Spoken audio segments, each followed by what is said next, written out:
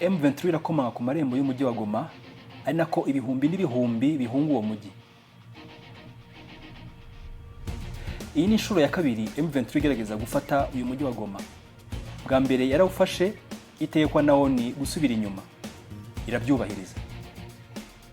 Ubu noneho biyemeje kuwufata bw'impamvu z'umutekano w'abaturiye Goma.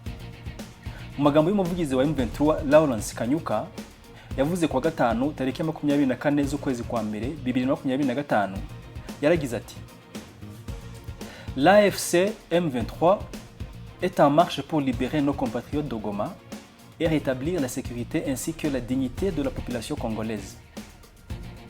Ati: M23 iri gusatira umujyi wa Goma kugira ngo dutabare abaturage bagenzi bacu bari mu mujyi wa Goma. Tugamije kugarura umutekano n'agaciro k'abenegihugu ba Kongo. M23 iri gusatira cyane umujyi wa Goma. Ibi byatumye Ubwongereza, Leta Zunze Ubumwe za Amerika n'Ubufaransa bisaba abaturage b'uwo mujyi barenga miliyoni 1 kuwusohokamo. Abasirikare ba Kongo n'imodoka z'intambara bari gusohoka umujyi bagana aho ingabo za M23 ziri mu birometero 10 gusa usohotse Goma. Mu byumweru bishize, igisirikare cya Kongo cyatakaje teritwari nyinshi kuva M23 itangiye ibitero byayo. Ubu igisirikare cya Kongo gikikujwe impande zose. M23 yazengurutse umujyi wa Goma. Ibi byatumye abaturage batangira guhunga. Barenga ibihumbi 400 by'impunzi bari guhunga uwo mujyi. Ibintu bimeze nabi cyane i Goma. Abaturage basazwe n'ubwoba bwinshi. Amashuri yahagaze kandi ntibyoroshye gusohoka muri uwo mujyi. Kuri uyu wa kane, Perezida wa Kongo Felix Tshisekedi yarayatashye igitaraganya ava mu Busuwisi ahita akoranya inama y'umutekano yihuse kuri uyu wa gatanu, aho bemeje urupfu rwa guverineri w'umutekano muri Kivu y'Amajyaruguru Peter Kirimwami. Mu bihe nk'ibi biba biteye ubwoba, ni ingenzi cyane ko buri wese yisunga ijambo ry'Imana kugira ngo adakuka umutima.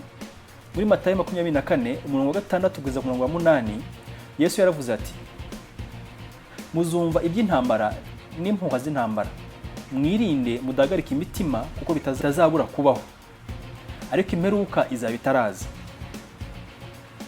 Ishyanga rizatera irindi shyanga, n'ubwami buzatera ubundi bwami, hazabaho inzara n'ibishyitsi hamwe na hamwe, ariko ibyo byose bizaba ari itangiriro ryo kuramukwa. Yesu yasize atubwiye ibimenyetso bizaranga ibihe bya nyuma. Intambara nazo ni kimwe muri ibyo bimenyetso. Iyo mpamvu bidakwiye kugira bitungura, kubera ko n'ubundi tuba tuzi ko bigomba kuba. Icy'ingenzi ni ukwitegura ukamenya ko uhagaze neza imbere y'Imana.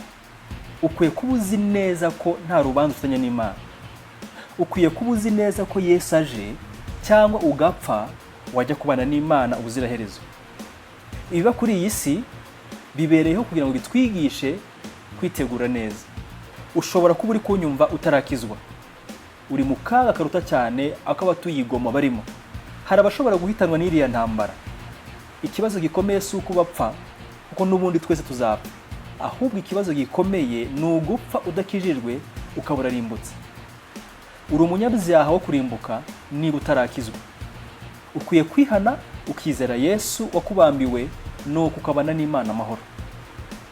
Nukenera ubufasha kuri iyi ngingo y'agakiza, nyandikire kuri 0783 012 11.